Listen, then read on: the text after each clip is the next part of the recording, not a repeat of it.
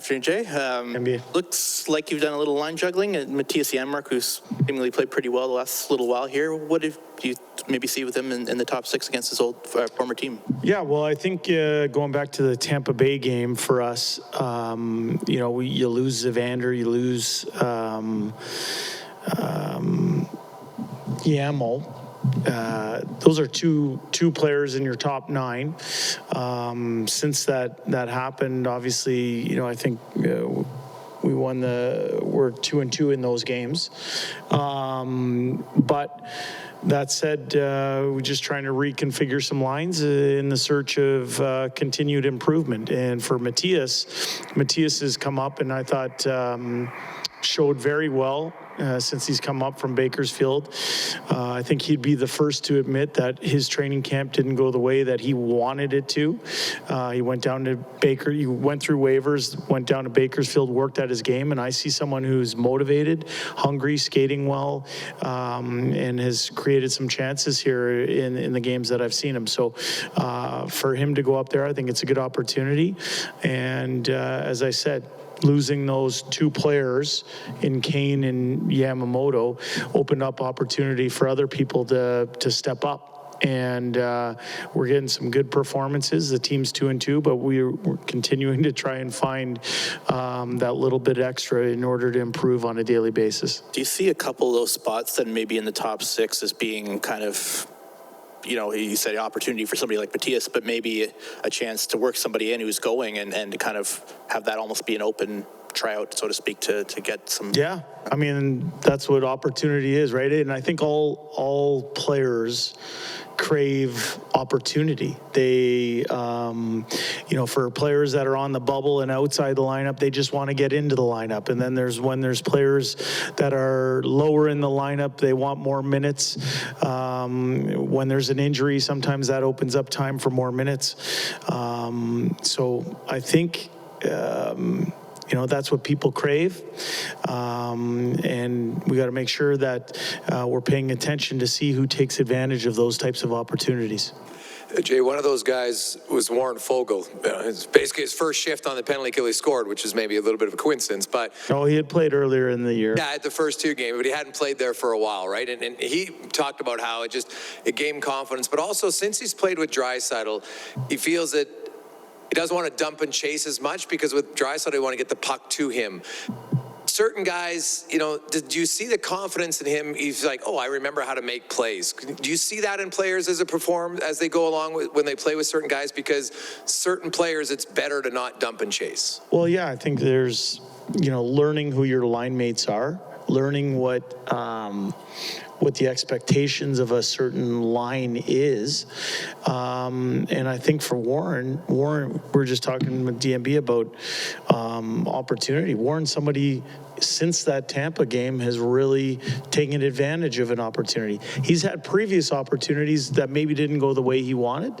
I think he's showing that he wants and craves that extra ice time.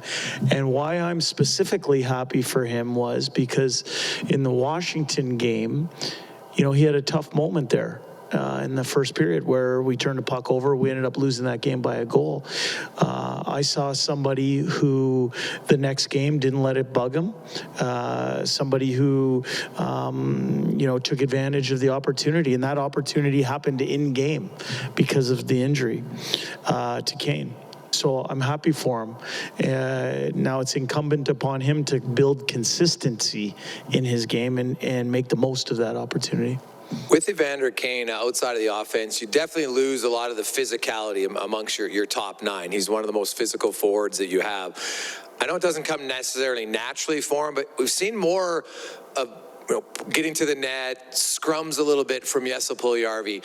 Kane mentioned how he had worked with him a little bit before he got injured. Is that something that you and the coaching staff have noticed? Jesse's a real big body, that he can maybe get involved in the game more in a way that he's not naturally comfortable with. Yeah, I think for Jesse, if you'd ask him, his offensive numbers might not be where he wants them to be, but, I think as he's as he's matured as a NHL hockey player, he's realized there's other ways to affect the game. And by being hard to play against, going to hard areas, opening up space for line mates, breaking pucks up on a forecheck in order to gain zone time, those type of things. And when you haven't had the type of offensive success you might want, that's a good starting point for anybody.